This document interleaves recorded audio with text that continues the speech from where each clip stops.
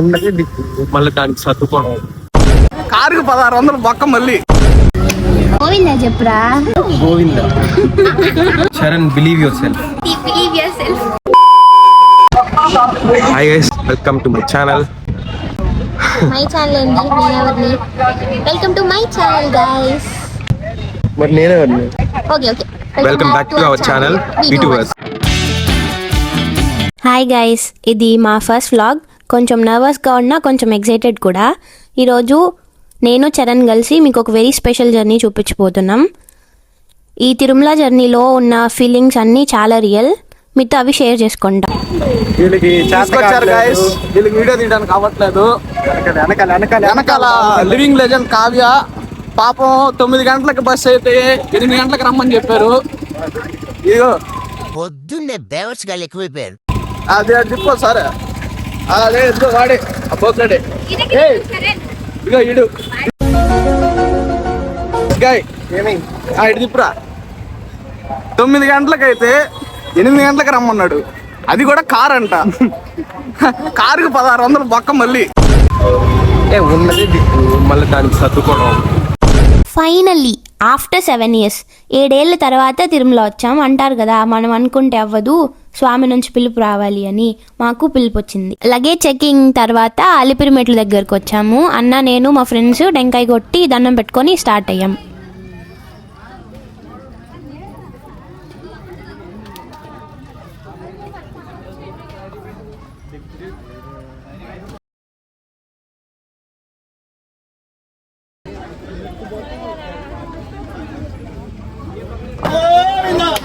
ఎప్పటి నుంచో ఉన్న మొక్కు ఇవాళ తీరబోతుంది. చాలా రోజుల నుంచి ఈ మూమెంట్ కోసమే వెయిట్ చేసాం. ఈ ఫీలింగ్తో ఇప్పుడు మెట్లు స్టార్ట్ అవుతున్నాం. మా అన్న ఎంత ఇంట్రోవర్ట్ అంటే మీరే చూడండి ఇప్పుడు. గోవిందా చెప్పురా. గోవింద.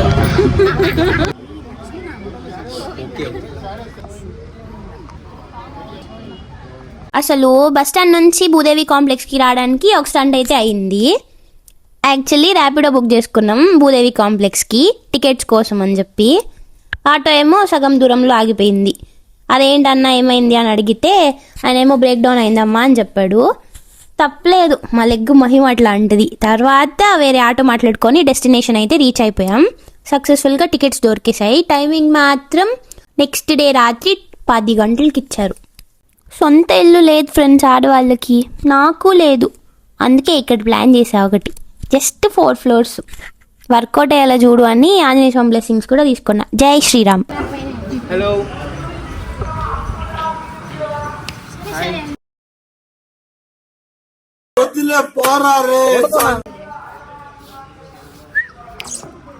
హాయ్ చింటూ. వచ్చిందండి బయ్యారి.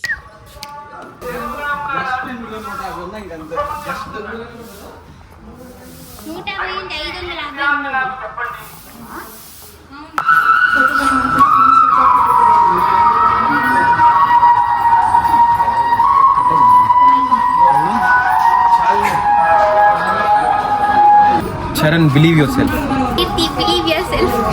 A few moments later.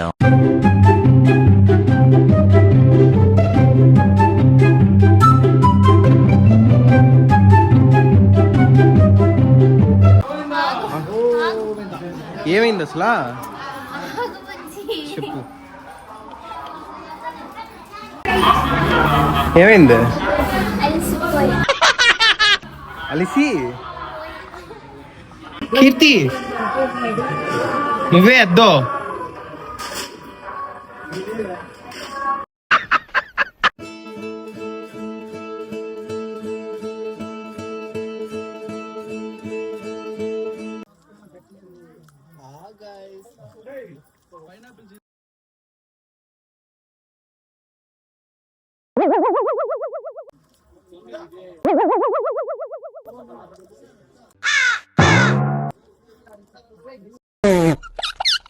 అలా హాఫ్ డిస్టెన్స్ అయిపోయింది. కాళ్ళు అయితే లైట్గా కాదు బాగానే లాగేస్తున్నాయి.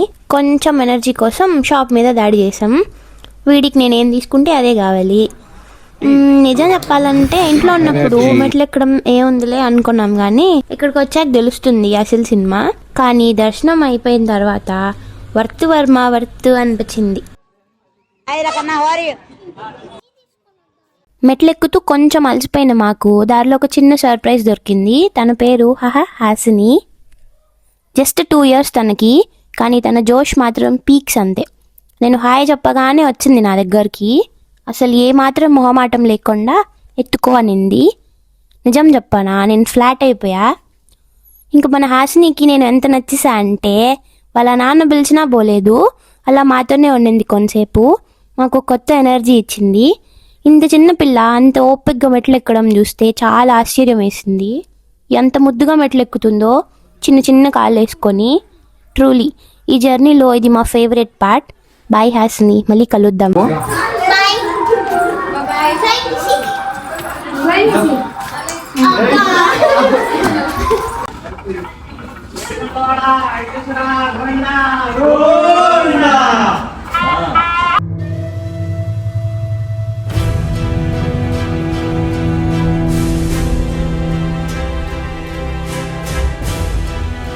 మోకాళ్ళ పర్వతం.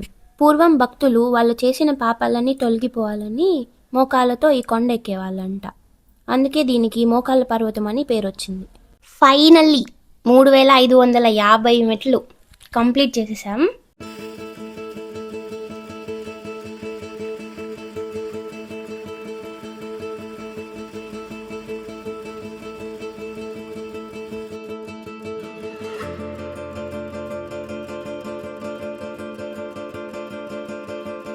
వామ్మో, శ్రీవారి అన్నప్రసాదం మాకైతే అంత ఈజీగా దొరకలేదు.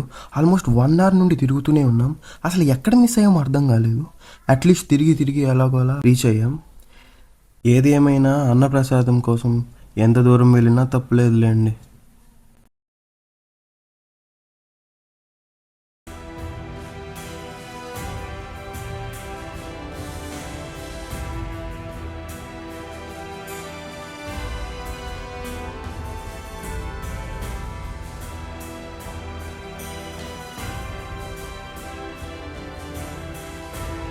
తిరుమలలో మేము మిస్ అవ్వద్దు అనుకున్న ప్లేస్ చెప్పాలి. ఇది మెయిన్ టెంపుల్కి కొంచెం దూరంలోనే ఉంటుంది, కానీ ఆ రూట్ మొత్తం pure forest vibe. Tirumala temple దగ్గర క్రౌడ్ నుండి తప్పించుకొని ఇలా ప్రశాంతంగా అడవి మధ్యలో వస్తుంటే మైండ్ మొత్తం ఫ్రెష్ అయిపోయింది. మైండ్ ఒక్కటే, మొఖాలు కాదు. జపాలికి వెళ్ళే దారిలో ఈ మెట్లు ఎక్కడం ఒక పెద్ద టాస్కే అనుకోవాలి. ఎందుకంటే మొత్తం కోతులే ఉన్నాయి. ఆ వెబ్ సైడ్ నుంచి ఛాయ్ చెప్తాయో తెలియలేదు. రే మంచిగా వీడియో తీరా అని చెప్తే వీడికి నీకెందుకు, నేను 360 degreesలో తీస్తా కదా అని చెప్పి ఫోన్ తీసుకొని అసలు నేను కనిపించనే లేదు అట్లా తీసాడు. చూడండి, ఎగ్జాక్ట్ సిచ్యువేషన్ గుర్తులేదు కానీ ఏదో పెంట చేశా, అందుకే క్లాస్ పీకుతున్నాడు.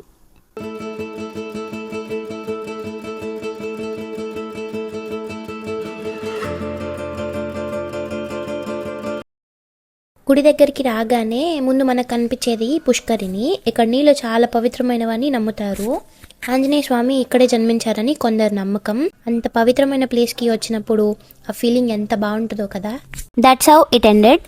ప్లీజ్ లైక్ చేయండి, షేర్ చేయండి, కుదిరితే సబ్స్క్రైబ్ చేసుకోండి. మళ్ళీ నెక్స్ట్ వీడియోలో కలుద్దాం. Signing off వీటూవర్స్.